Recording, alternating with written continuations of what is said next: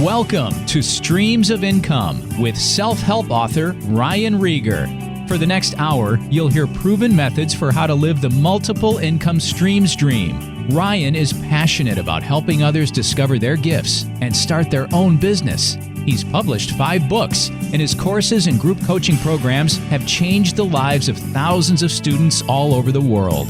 Ryan's books include Private Label, The Easy Way, Finding Your Grace Place, and his latest, Streams of Income. And now, here's your host, Ryan Rieger.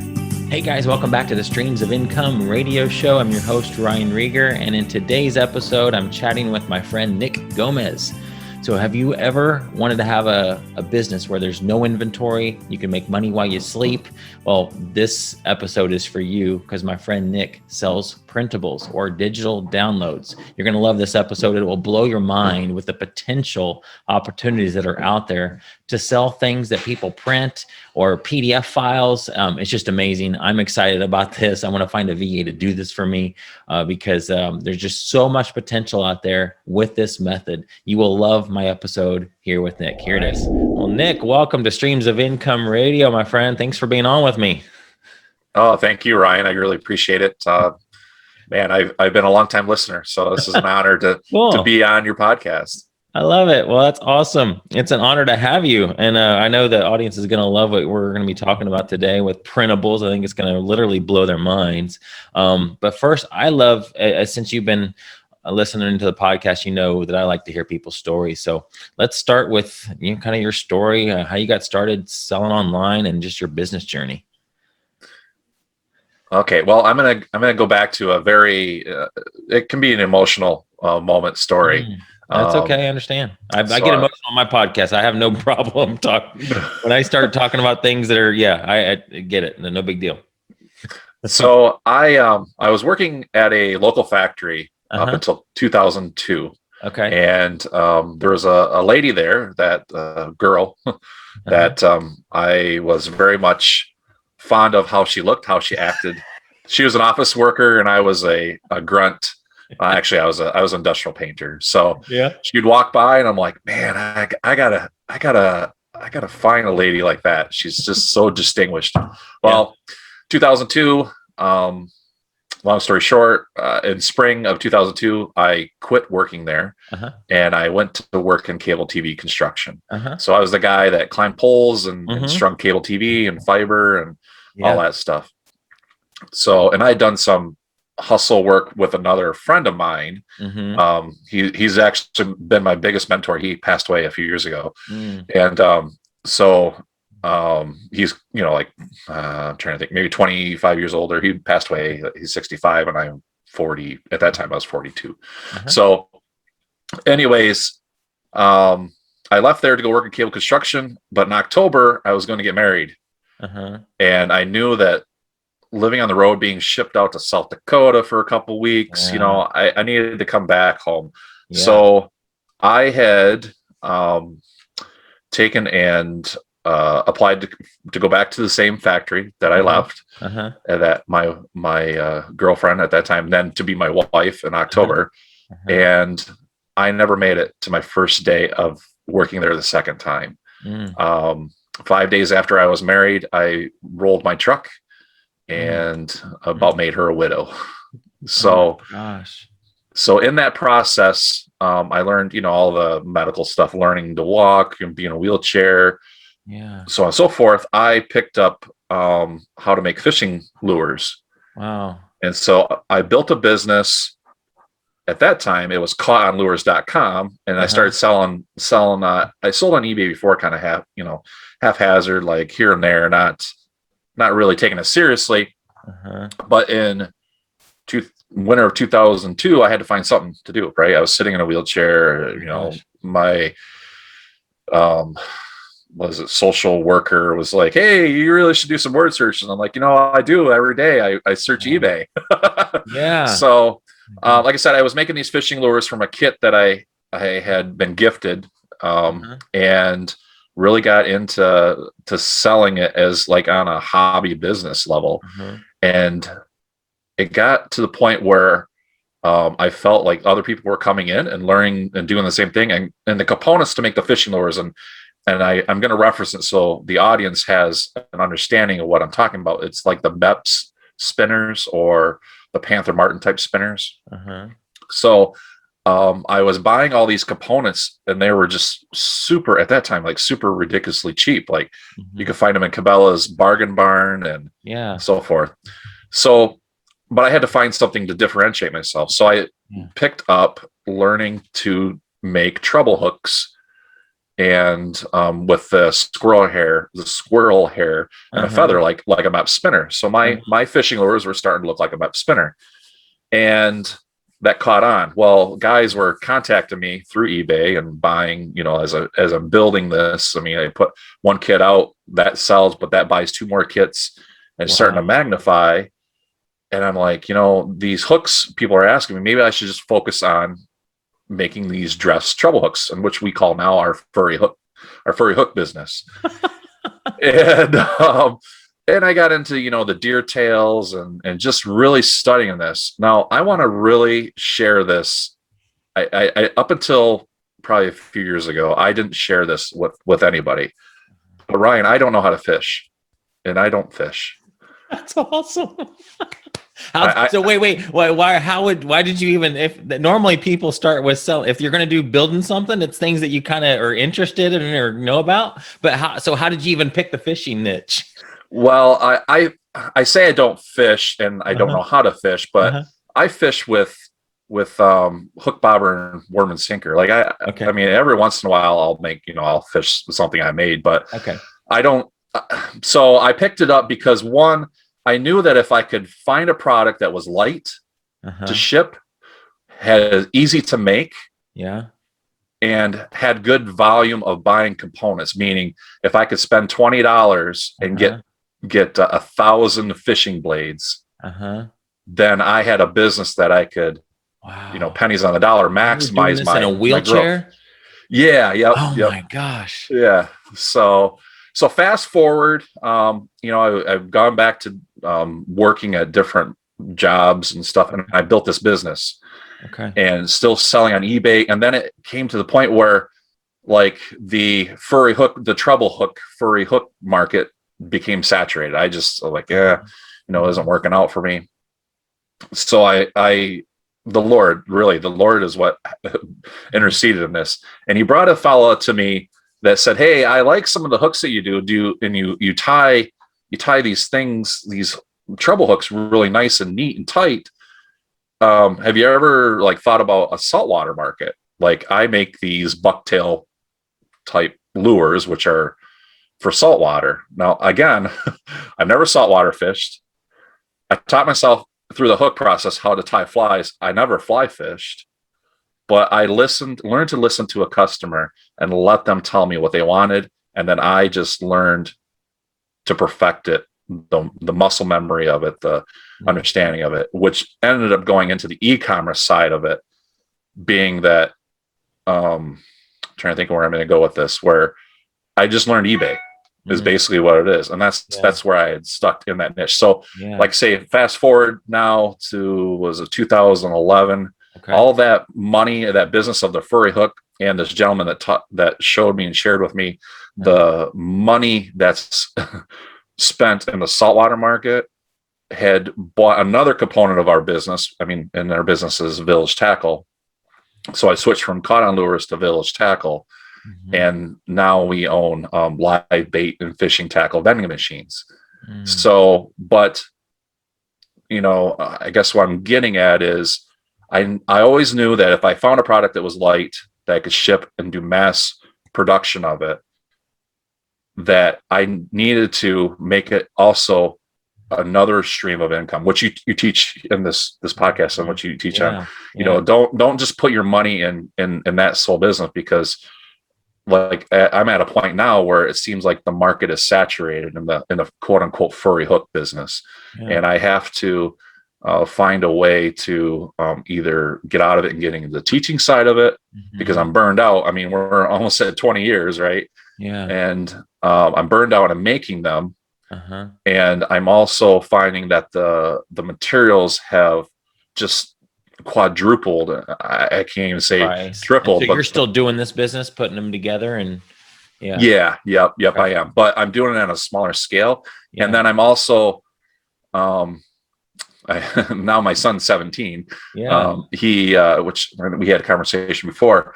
I've employed him to design stuff in Fusion 360. So we have a micro mini 3D printing farm. Okay. So he makes these other components for me, and I just put them together. So I'm bringing it into a different market that is unique to our business. So I'm branching off. And so now we're selling these little fishing heads that he 3D prints and we paint. And, so I guess what I'm trying to get at is we're really dividing our skill and our product line and our SKUs to be more specific for us. Because what I had learned in this process of starting out with eBay is that everything flows. And people will start jumping on. So people will start, if they're seeing that you're making, enough. I mean, they will definitely pick want it a up piece of it. Yeah, definitely. For sure. So in all of that, get to where I'm at today. I do the fishing business, or we call it, the fishy business, which would be the bait machines and so forth. But I went back to school back in 2008ish, 2009ish, and I got my undergrad degree. So in graphic design and in television, digital media production. But I was 32, 33ish there, but I knew that I couldn't just, at that age, you can't just go work for $10 an hour in a local TV news studio. I couldn't, and when you have a business that is making you just under 6 figures, why would I? Oh my gosh. So in that, and I also want to make sure that I preface this in saying that I fully have recovered, like I'm a walking able person, and stuff like that from this auto accident back in 2002. But I had really gotten into, back in when I was in my undergrad, being in the graphic design, got into doing cutting, like with a utility knife. Because we had in the 100 level and 200 level classes, we had teach you the art of making this project, and you're going to use an X-Acto knife. And I'm like, I have the first one, I had 70 hours in this, cut project with X-Acto knife. And I said, I have to find a better way. And so where I'm going with this, Ryan, is where I'm at today in the Printables business and brand that I'm building. So, but at that time, I discovered a little machine. It's like the Cricut scrapbooking machine, but it was called the Craft Robo, which today is called the Silhouette Cameo machine. And I learned to design files in Adobe Illustrator in my undergrad class, and just learned Adobe Illustrator really, really well. And I teamed up with 2 ladies that taught me how to sell digital download products, and which was the files for these machines. How long ago was this? That was in 2010. I'm just going to say it was in 2010. Wow. Yeah, somewhere around there. Okay. And so I teamed up under them, and then they disbanded, split. And then the one lady that really gave me the knowledge that I had in designing files for the machines, she ended up passing away. So I always had that in the back of my mind. I'm like, digital download products, that's pretty easy, pretty gravy money. When you throw up a file on, you're guaranteed to have like $100. And you're building this community, like, man, there's something to be said here. So I haven't flowed in that, but because I had the fishy business, and then I was working another full-time job, and doing a family, and then now with the pandemic that had happened, I just told my wife, we have to trust the Lord. We really do. We have to trust. We have to trust that you work full-time, you take care of our insurance. We have multiple streams of income with the business, with the fishy business, as well as what that has produced for us and investment properties. So let me see if I can help show people this digital printable business and how you could add streams of income from something so simple as designing something on a piece of paper that you can sell over and over again. Wow. And so that's where I'm at. I mean, I call this my ministry. Yes. And I feel that it's, I've been blessed in many ways, and I would like to share that with other people. And really, one of the episodes that you had shared, I think it was your cousin, about how you and you wrote it in your book, and I read your book. Yeah. So you had a phenomenal book.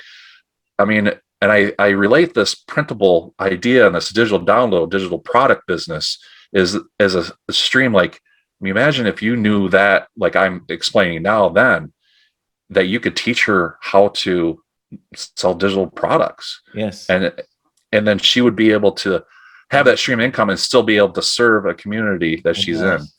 So that's where I'm at with it. And I'm very happy and blessed, like I said, to not only have the support of my wife, and my son, but to other people that are willing to think of the idea of the possibilities of a digital product or of a printable, as I'm at now. So yeah, we'll dive into that in a second. I want to ask something. We can edit this out if you want me to. I'm just curious, because you said something I wasn't sure about when you said about the accident. You said made her a widow, so it made it sound like you died.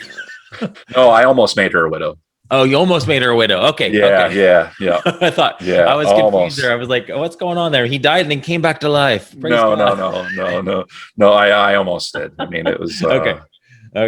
Just because I know that probably other people are listening, thinking, "What's going on there?" So I missed the word almost. Yeah. Wow. Oh my gosh, I love your story. It's amazing. How long were you in a wheelchair? 5 months. Wow. Oh my gosh. Yep. And the insurance company said take 3 years. I mean, because I had full coverage and they're willing to cover all that stuff. I said, I'll be back to work in 8 months. Let me ask you this. Do you think that we're going to dig into this printables, because this is one of the main reasons I wanted you on, because I think people are going to love this. But do you think that, would you have discovered the whole fishing thing had you not had that accident? No. Wow. Oh no, I wouldn't have pushed in learning e-commerce to the level that I would have went back to your job and just Yep. Wow. Sucked it out, 20, 30 years later, working the 9 to 5 and that was the original cable company that you were working for? No, I was leaving there. And then I left. Okay. And you were coming back to another, I thought you said you didn't make it back the second time. Yeah.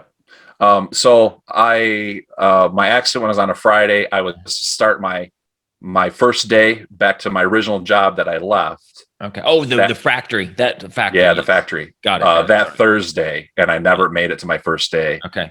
Of my second time working there. Wow. Oh my goodness. So incredible. So, yes. So God takes, something that was disastrous, that was meant to harm you and essentially kill you, and turned it into something that was, awesome. Turned it into a blessing. From ashes to, I don't know, what's that saying? Beauty out of ashes, essentially. So very cool. I love this. Well, guys, obviously, Nick has an awesome story, and I love. That's why I love having people's stories on there. I've not actually heard all of that before, and so it's fun to hear people's stories and just see what God does through it. But I want to dig into the printables, because you and Jenny just did a webinar a few nights ago, to her audience, and I promoted it too, and eager to dig into this.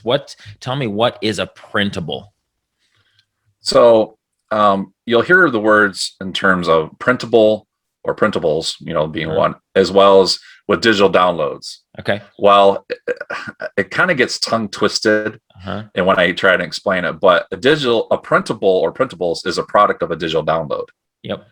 So if you were able to, and in fact, just before we did the webinar, Jenny and I did a webinar, I came up with the catchphrase, if I can digitize it, I can monetize it. And that was the mind shift and mindset that I had, but I just didn't have the words to say it back when I was going through my undergrad with the cut files and stuff, that I'm digitizing stuff. I'm learning how to digitize it, and then I'm turning into a monetized product. Like So a pattern.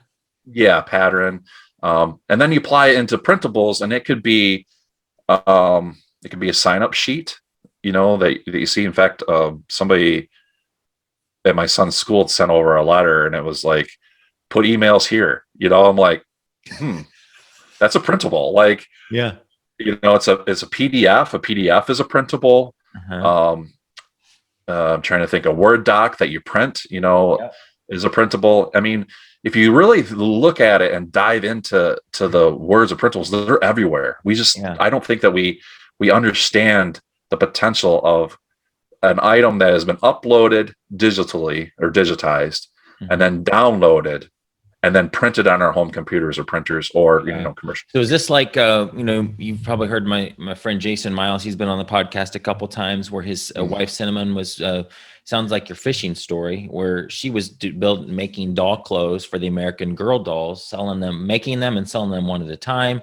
And then they had the idea, what if we sold the patterns instead of the product? And so the patterns they digitized and sold them up on eBay, I think. Would that be an example of the patterns? Yeah, all close. Yep, exactly. And I would call those patterns as printable. I mean, they're patterns, but they're a digital download of a printable, because you can print them. So yeah, but yeah, and Jason, no inventory. Yeah, no inventory. I mean, and that's the thing about printables being a digital product. Inventory is measured in what did I say, gigabytes and terabytes, not in cubic square feet or cubic square inches.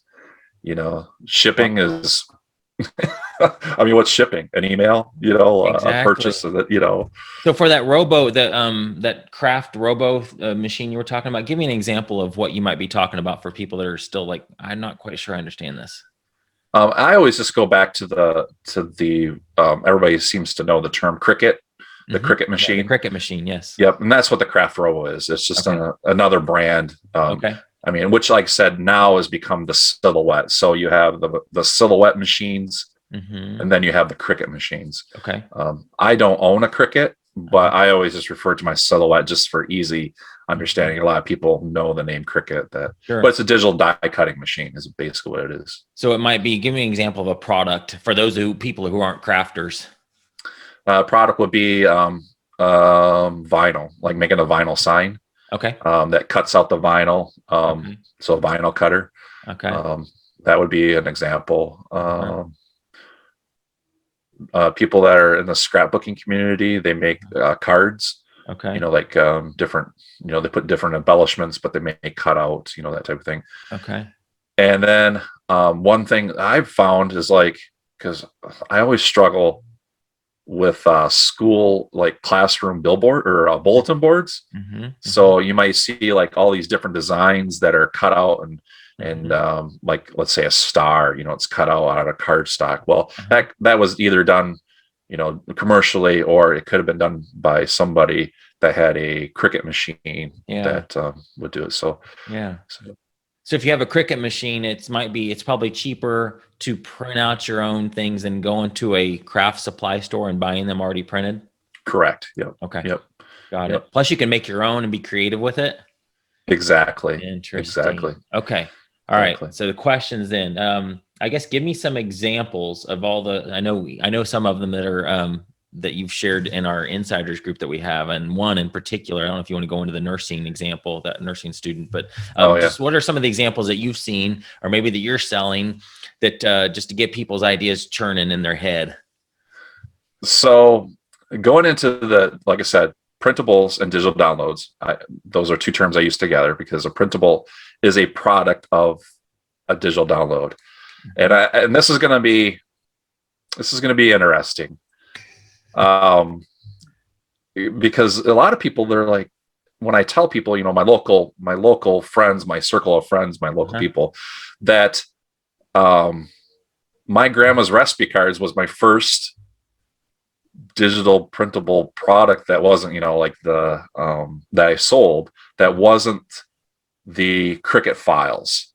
And so what I did was I scanned my grandma's handwritten recipe cards in, digitized it, turned it turned it into a PDF as Okay. they were, food stains and everything. Okay. Uploaded it Uh-huh. to Etsy Uh-huh. in that particular, and then created a listing. It was 20 cents for that listing. Okay. So that was very inexpensive for 4 months. Okay. Now, think about that in terms of what people will spend and what I've spent personally, as a business on eBay. I mean, that's pretty inexpensive. Yeah, that's your listing fee, correct? That's your From listing Etsy? fee. Yep, 20 from cents Etsy for 4 months. for 4 months. And I believe it's 5% when it sells. Okay, 5% commission to Etsy. Yeah. So you make 95%. You sell something for $10, you're going to get back $9.50. Yeah, roughly. Yep. Okay. Yep. Okay. So for a product that I didn't have to ship, so I'm not paying shipping. Uh-huh. Okay.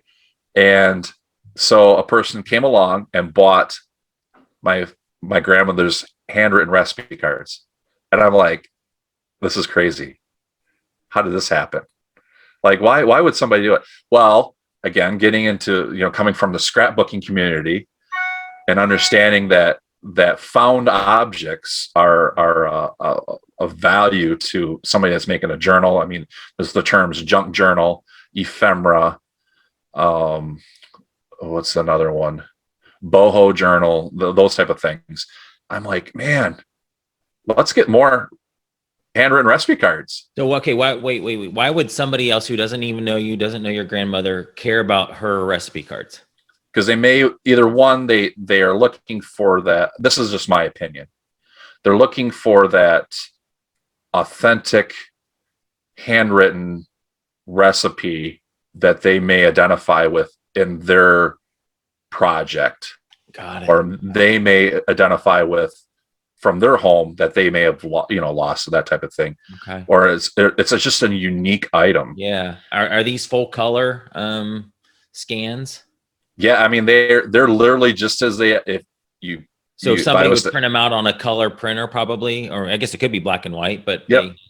Yeah, on a colored printer. All right, how much did you sell those for? So the first set was 100 cards, and I sell them for $3.99. $3.99 for the download. Yeah. Wow. Any idea of how many times you sold that one? That one in particular, I'd sold that set about 118 times. Okay. 118 times. Oh, I got to go over here because for some reason my keyboard. I'm sorry. Times $3.99, $470.82. Yep. After fees, $447.28. And I tell you, I love my grandmother. She's passed, but I love her every day. When I saw one of those, I'm like, wow, you're putting money in my bank account, Grandma. Thank you. Okay, how did you know? How did you know to start with that? I mean, I know literally it could be like, I'm going to try this and this and this and this. And maybe that's what you did. You're just going to try it and just test it because it's easy to do that. But did you know in advance that those were going to sell? No, I didn't really. But I knew that by just going down the rabbit hole and looking up, like recipe cards or, and like I said, in the scrapbooking community, different items. And I'm like, well, that person's doing it. Okay. So you were just on Etsy, just looking around, and you saw other people selling recipe cards as digital downloads, so that gave you the idea to try it. Yeah, try it. And I don't know what the market is as far as if it's saturated or not, because I truly feel that there's a total abundance. It's just a matter of figuring out how to position your keywords and being unique. So I don't know if it would be saturated now or not. So yeah, I would definitely, if you have some grandmother's recipe cards around, just try it. I mean, it's very inexpensive. Yeah. How did you actually? So do you have just a printer that scans them? I upgraded. I mean, because I obviously own a business and stuff. I upgraded to an Epson industrial scanner. I tell people it does like 500 scans a minute. Okay. So I could put a big stack of recipe cards, and I'm going to show you on the thing, like big stack of these, and I just put them in there. And I mean, this is actually and it just feeds them through. Just feeds them in. Yep. Feeds them through. And so each recipe card is one page. Yeah, that's correct. Wonderful. Yep. Okay. And then it scans the back of them. Wow. So at times when I first started, I would have to go through and like take the backs out, the color, the stains, that type of thing. Well, now I don't. I leave them in there. That's awesome. And because I figure because people that are going to print these, they're going to figure out, well, I only want this one, and they can go on their printer settings and say, I want page 6. Exactly. And I don't want the other, because it was time consuming of finding and figuring out which ones that at that time my grandmother had written on the backs of them, or maybe she got something from a church lady, like when they do these recipe card swaps, that type of thing. So I didn't want to get that mixed up. So I just leave them all in there. If they're blank on the back, that's great. If they're not, that's great. That's better. Yeah. But it just creates whatever I put in there. It'll create a string of PDFs. Okay. So it's one file of a PDF. Wow. Okay. Give me more examples of things you've seen other people do, or even some of the examples you might have shared on the webinar. So not dealing, but rather knowing and researching with the keyword handwritten.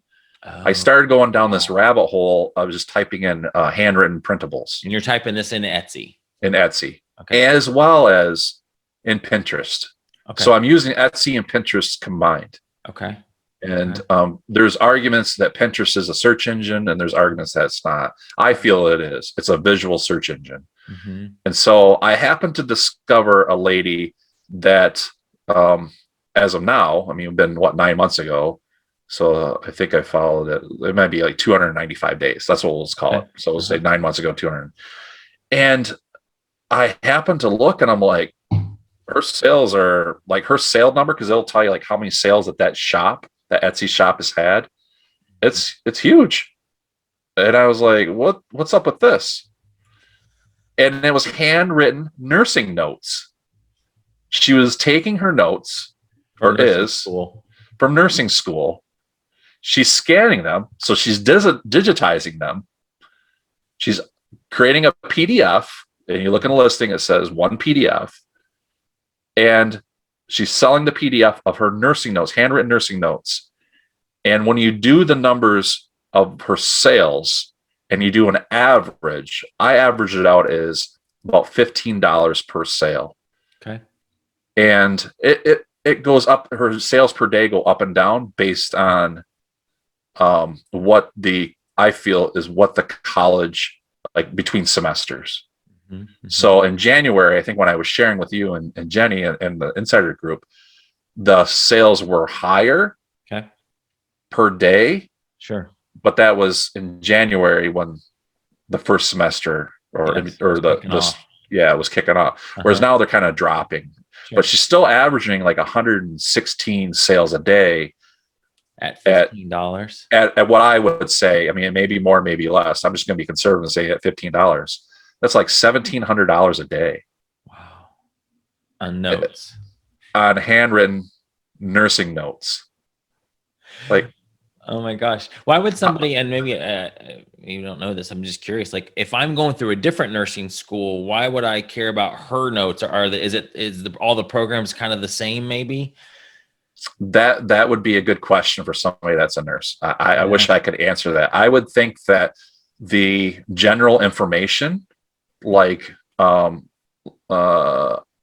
not well versed in like diabetic type of insulins and stuff. I know just looking at some of her listings, they were a general like how to calculate insulin shots, or so she didn't take all of her notes and put them into one listing. She's got them separated under different topics and makes $15, or some are 20, some are 10. Yep. Some are 30, some are 50. Yeah. It's just mind blowing. And then the best part about it, Ryan, if you look at it at her store, she only has 42 listed products. Okay. And you added it up. What do you think it is now as far as her sales over the last 295 days? It's probably around $500,000. And that's almost pure profit. You just maybe subtract 5% from that for Etsy's fee. And wow, so that means she's making way more on Etsy than she is as a nurse. Yeah. In 9 months, as of right now, as of 9 months, imagine as it carries on, and Wow. that's just on Etsy. You don't know if she's selling on other platforms. You don't know if she has a website. I mean, Yeah. so that's just on Etsy. Wow. And it's just amazing. That wouldn't work for me. My handwriting is horrendous. So Yeah, mine is as well. But there's people out there that will write stuff for you. You just got to give them the information, right? yeah, I mean, that's true. and then you get into the idea again. Like I'm going to sound like a broken record in this.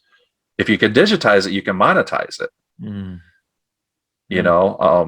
So if you, I was actually, this may be an offshoot of what I'm saying, but it's all in the idea of printables. Yeah. But that the handwritten recipe cards, as well as this RN that's selling her nursing notes, had led me down to a path of like, now I'm collecting digital inventory. Mm. And you say that your handwriting's horrendous, but my wife, she chuckles at me sometimes when, like, say we were going out to eat and I see the server, they write, they'll write sometimes in the check that they give you, like, thank you. And it may be cute and doodly and fun. And I'm not opposed. And I do this like, hey, I love your handwriting. Do you mind writing maybe 10 times on a piece of paper or napkin or something? Like, I love you in different ways you do it. I mean, I love your handwriting. And it sounds weird and quirky. And then I'm up front. I'm like, I love it so much that I want to treasure it and I want to digitize it. And then I have like an unlimited source of digital inventory. Okay, so yeah, go with me on an example. So let's say that server does that for you. She might think you're a little weird by doing that, but what do you do with that? So then I digitize it. Okay, so you scan it. Scan it. Yep. Okay. Scan it. Put it in the computer. Clean up a little bit. Create a clip art package. It's on a napkin. On a napkin. Yep. Okay. Create a clip art package. Put in a PDF. Put a PNG file. All the little files that maybe somebody may want. Upload it in different platforms on Etsy or design bundles or these other marketplace platforms and sell it. How much would you sell something like that for? It's funny.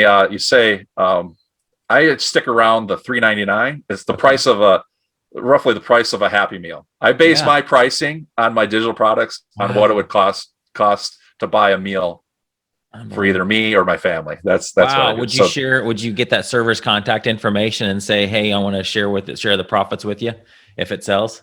Yeah, I mean, if it sells, I mean, I'm going to go back and say, hey, more, here you go, I'm going to eat there a lot. Right. And say, hey, could you, I haven't had it happen, but my wife and I, we've talked about like, what if you keep doing this? And they like, hey, Mr. Gomez, what would you like me to write today? I mean, seriously, if their handwriting is selling, you might as well, start a partnership with them. Yeah.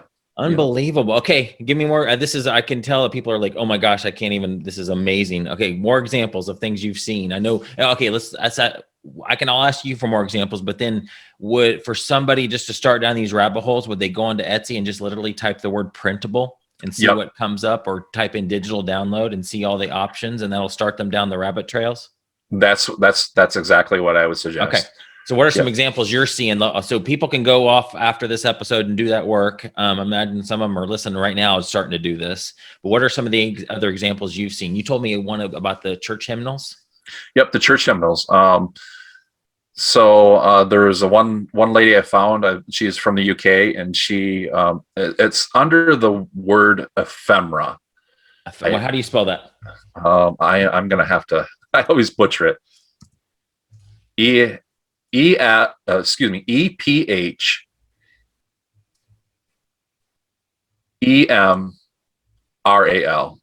or that's ephemeral. RAL, ephemeral. What's that mean? Lasting for a very short time. Okay. So let me actually get you. So you could take that term and put that in Etsy? Yeah, ephemera. So ephemera is EPHEMERA. EMERA. EPHEMERA. Guys, I'll have this in the show notes. This is Yep. And it's a noun. So I want to make sure that It's the noun description, or the description is things that exist or are used or enjoyed for only a short time. Okay. And Guys, this will be episode 80. This is episode 86 at streamsofincomeradio.com. And so I'll have all these links in the show notes. Okay, so something that only used for a short time, but so you're kind of preserving its memory by digitizing it? Yep, correct. Okay. Correct. Yep. And it pertains a lot to the collectible side of it. Okay. Okay. So, but yeah, so that's how I feel, you're doing when you're digitizing. So somebody takes an old church hymnal that there are maybe only 500 exist in the world right now, and so they literally tear out the pages and run it through a scanner like that. Yeah, that's what I found at this lady in the UK, and that's selling on Etsy. That's what she does. Okay. Now I'm not a copyright trademark lawyer. I'm not trained in that. I always tell people when they ask me about this, like, you do your research for you. Do what you feel is comfortable. Don't just go on, to churches and, or like book sales and just start tearing out pages. Yeah. I mean, from my limited knowledge, I think anything before a certain date, like 1920 something, I'd have to look that up, is kind of in the public domain. Yep. That's correct. That's correct. And so which means that gives you the right to take anything that's pre that date and do whatever you want. You can because I know that people take the book Think and Grow Rich, for example, and add their own commentary to it. And it could be like Ryan Rieger's commentary on Think and Grow Rich. And that's okay to do because that book was written before that cutoff date. I think I think as well. Like I said, it's one of those things that, just check. I do know that recipes, or I mean, you can't trademark them. I've done that research, unless it has like a brand name like Cisco or Crisco, not Cisco, or Crisco or Butternut or Gold Meal. So that's why I don't focus on the clippings from a newspaper or the back of a box. I just only do. Don't want to get in trouble. You want to stay away from that. Yeah. But if somebody does their research, literally, you can go into some old books and rip out pages. Maybe there's some cool maps in a book that you digitize. Yeah. Wow. Yeah, and then the printable side of it. I mean, you just mentioned about maps. People purchase those as like paper packs. They purchase them to print on their printer as like a background paper or like an embellishment paper. Wow. That type of thing. So yeah, I mean, my apps would be, a great printable. I mean, they're printable packs, so they're all over the place. I'm going to start looking down that. I'm going down some of these rabbit holes because this excites me. Like I was talking to somebody, for those of you that are listening, I know a lot of you are like Amazon sellers. Don't make this another shiny object where but have some fun with this. But I think literally you could get somebody who's kind of creative, partner with them, kind of have them just expose them to this idea, and maybe you just partner with them and they do this work. I was going to see if I have a VA in the Philippines that would be creative and interested in this kind of idea. Might be different with them because they would be kind of limited to the things that they have access to there. But tell me about the course that you and Jenny are doing a little bit, and then we'll wrap it up here in a second. Yeah, so the course that Jenny and I are doing is 5 printables in 5 days. Okay. And is it okay if I give the website for it? Yeah, I will just have you absolutely do that, and then I'll have a link in the show notes as well. It's 5 printables in 5 days.com. So nice. Super easy. That's super easy. So the idea is for them to to take action and actually have 5 printables done in that time period. Yep. That's correct. Yep. Love it. And in the course, I mean, we're going to provide templates. There's going to be a private Facebook group, where there's going to be some live video training as well as recorded, over the shoulder of the process that I go through to create a printable. Okay. And Ryan, to really wrap it up, I've brought down, I've categorized 4 types of printables. There's the educational. Okay. That would be like the nursing students. Yeah. Or kids, kids worksheets, that type of thing. And then there's the leisure entertainment, which would be like word searches, crossword puzzles. Yeah. And then there's the informational, Okay. which would be I like an SOP, a standard operating procedure. For a VA or something. Okay. Or Yeah. employee. Okay. And which is, maybe there's somebody in their Amazon business that, That's had a good SOP that they wanted to share. Well, that's digitized already. You can monetize that. You could sell that. Resume would be, informational. So if you had a stellar resume that you just take all your personal information out of it and you create a template for somebody. I mean, we have people that are going to be looking for jobs and they're doing job changes and stuff. Yes.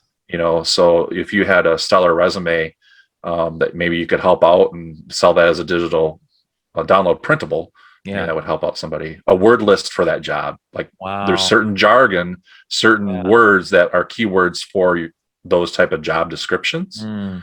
Like nursing would be intensive care. I wouldn't have thought that. So maybe there's different words that you think of that you could put into an informational worksheet. And then the other one is organizational, which would be, I would call and classify that as like daily planners, calendars, to-do list. If you can track it and measure it, that would be organizational. Wow. So unbelievable. So in the course, you're going to show like how to like what keywords to use or where to find those keywords, because literally this could be like, you could just, this throw the spaghetti on the wall method. Well, let's just see what sticks, and that could work. You're going to hit on some, but you probably have a method that shows you like a little bit of do a little bit of validation. So you have a better chance of these things selling, correct? Yep, that's correct. Yep. There's, in fact, I was making the video last night, a method that I use, and, a couple tools. I mean, you can use the same tools and processes that you do for Amazon, in your keyword research, in the suggested search. That's one way, which is cheap and free. Yeah. Cheap and free. That's all to say, right? Yeah. So, I mean, it's free if you're doing it, but there's other Chrome extensions. So the one that I use is a Chrome extension, and I'll share that in the course. Awesome. And the course, what's the price on that? I believe that we had it at $67, and there's a coupon code to get it for $27. Nice. Wow. So, just to get that to me offline, and I'll put it in the link in the show notes. Yeah. $27, guys. That's a no-brainer. This is fun. I love this. I'm definitely going to get that course, and because I think I have ideas. Probably not something I'm going to be doing a whole lot of, because I got to stay focused. I had an episode few episodes ago talking about shiny object syndrome. And there's just literally, Nick, there's so many ways to make money online. It's unbelievable. It's so easy for somebody to listen to an episode like this and think, I'm just going to take all of them done and kind of just scrap it for now and focus on this. You get into it a little bit and you just never build anything. You never get any momentum. It's better to focus on one thing, bolt it down. Then doesn't mean you abandon it. You kind of get it to a point where you feel like you can spend some time on this. So some of you maybe that are outsourcing your prep and ship, or get to a place where you can outsource your prep and ship, that you freeze up some time, then go into something like that, or get somebody else to go through this course. Don't make it another shiny object. It's easy to do, because this sounds amazing. Yeah, super easy. You might want to like just abandon everything you're working on to do this, because it's something. Wow, no inventory. I can sell it. It's like what we call Swiss dollars. It's sales while I sleep soundly. Literally 3 a.m. somebody could be buying one of your recipe cards, and $4 in your bank. Yep. Incredible. Yep. Man. Anything else you want to say? Advice, wisdom for anybody out there? Yeah, the advice that I always give, and this comes from my mentor in life, is just don't think of opportunities as, there's opportunities all around, and don't get stuck. Have an open ear. Like I mentioned about our fishing business. I learned to listen to my customer. I learned to ask those questions, and don't be afraid to ask it. And if you don't know, you don't know. In that case, so just always be open to ideas and look around. And because opportunities are all over the place. In fact, I have come up with the acronym COINS, which is creative opportunities that increase net worth sustainability. So that's my coins. And so I'm always thinking of creative opportunities that are going to, increase my net worth and be sustainable. That's what it is. And I think that if you have that mindset and that mind shift of that, you will have a better fulfilled life. So I love it. Well, man, thanks for being on, and congratulations on that course. I think that's going to do really well. People are going to love this because it's an out of the box type of thing. It's different, and your price is amazing. You're going to sell a ton. But thank you for being on, Nick. I really appreciate this. It's been really, really fun. Yeah, no, thank you. I really appreciate it. All right, we'll talk to you later. Okay, bye. You've been listening to Streams of Income with self-help author Ryan Rieger. From right here in the Dallas Metroplex, Ryan teaches several entrepreneurial courses and group coaching programs to students all over the world. Be sure to listen next week at the same time for Streams of Income with Ryan Rieger.